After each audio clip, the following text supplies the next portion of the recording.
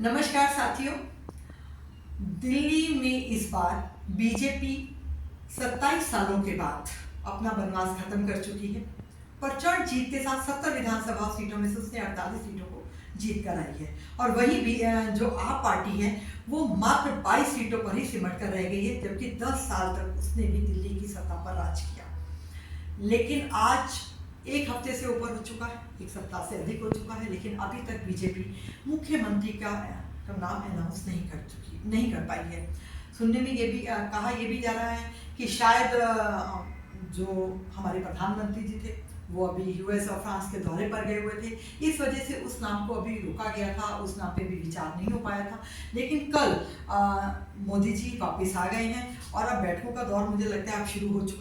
शुरू हो चुका है। लेकिन सबसे बड़ी जो चीज़ है बीजेपी के लिए कि इनके पास अभी तक ये मुख्यमंत्री के नाम के अंदर अभी तक ये डिसाइड नहीं कर पाए हैं, क्योंकि आपको बताएं कि दिल्ली एक ऐसी राज्य है जहां पर ऑलमोस्ट आपको हर वर्ग के लोग मिलेंगे, चाहे वो दलित हो, पूर्वांचली हो, उत्तरांचली हो, या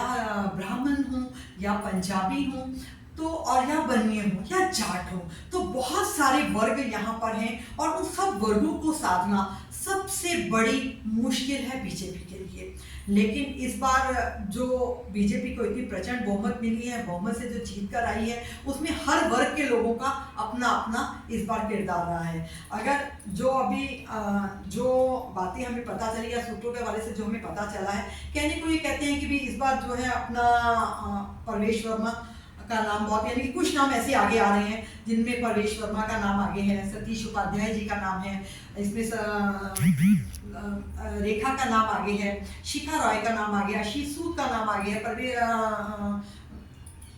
पवन शर्मा का नाम आगे है, इसमें बहुत सारे नाम, विजेंद्र गुप्ता जी का नाम इसमें आगे है। तो काफी नाम जो है इसमें निकल कर आ रहे हैं, लेकिन सबसे ज्यादा सबसे ज्यादा ऊपर में जो नाम चल रहा है वो इस टाइम परवेश वर्मा का चल रहा है। उसका कारण ये है कि परवेश वर्मा एक जाट समुदाय से आते हैं, दूसरा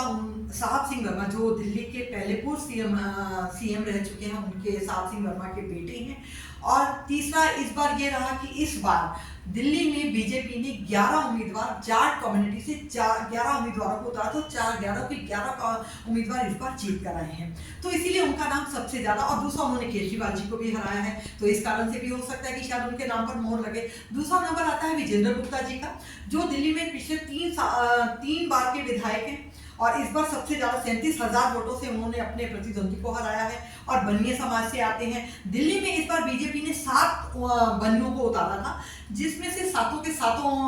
सातों कैंडिडेट जो है वो जीत कर आए हैं। अब चलते हैं पवन शर्मा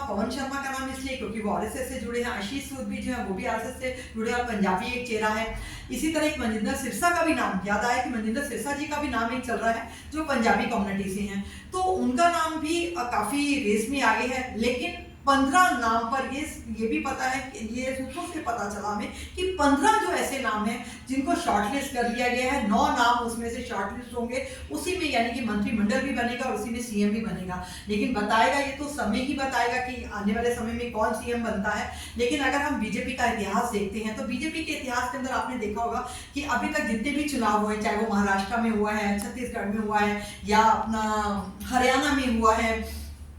राजस्थान में हुआ है, मध्य प्रदेश में हुआ है, तो वहां पर आज तक बीजेपी ने हमेशा ही एक ऐसा नाम दिया है जो यानी कि लोगों एक तो सरप्राइज नाम होते रहे हैं। बीजेपी की तरफ से आज तक जो भी सीएम बने हैं वो सब सरप्राइज नाम ही सामने आए हैं। कभी भी जो कयासों में रहे या जिनका नाम रहा वो कभी नाम निकल कर नहीं आए। लेकिन दिल्ली में सुनने में आ रहा है कि शायद इस तरीके का नहीं होगा, शायद इन्हीं नामों में से कोई नाम सिलेक्ट किया जाएगा। हाँ, बीजेपी के लिए एक प्रॉब्लम और भी है। देखो यहाँ पर जो है कि मैं बताऊं कि जब एक ऐसा मुख्यमंत्री इनको देना पड़ेगा जो दिल्ली को बहुत अच्छे से समझता हो, क्योंकि वहां पर मैं बताऊं कि इससे पहले जब बीजेपी थे तो उस टाइम पे मदन लाल खुराना, जब बीजेपी की सरकार थी तब मदन लाल खुराना, साहब सिंह वर्मा और सुषमा स्वराज, ये 3 चेहरे यहाँ पर रहे उस समय पे, और तीनों ही अपनी राजनीति में एक अच्छी दखल अंदाजी रखते थे और उनको राजनीति का एक अच्छा ज्ञान था। उसके बाद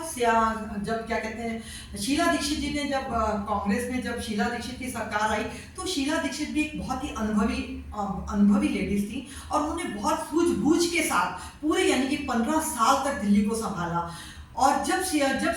दिल्ली में जब शीला दीक्षित थी, उस टाइम पे जब पहली जब सरकार बनी, उस टाइम पे अटल जी की सरकार थी। तो कहते हैं कि वो अपनी सूझबूझ से कभी भी उनका केंद्र के साथ कभी बहुत ज्यादा मनमुटाव नहीं हुआ, कभी राज्यपाल के साथ मनमुटाव नहीं हुआ। बहुत सारी चीजें यानी कि हमने देखा उस दौरान ही दिल्ली में इतना विकास, इतना सब कुछ जो दिल्ली को आज आप एक विकास जो आप इसका जो देखते हैं, चाहे वो मेट्रो का हो, चाहे वो हमारे जो पुल बने हैं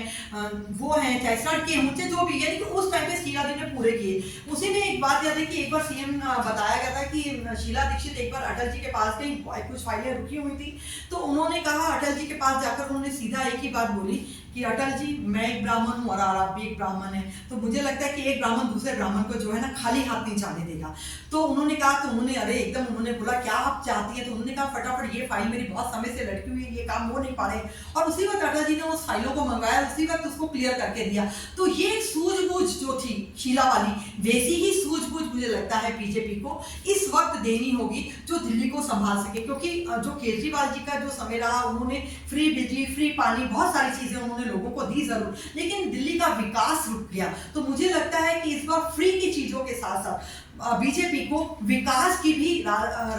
का काम भी करना होगा, तभी जाकर जो है दिल्ली के अंदर उनकी एक अच्छी पकड़ बनेगी। तो जहां तक अब देखते हैं, कहा तो ये भी जा रहा है कि 16 के अंदर एक बैठक होगी और 19 तक शायद ये लोग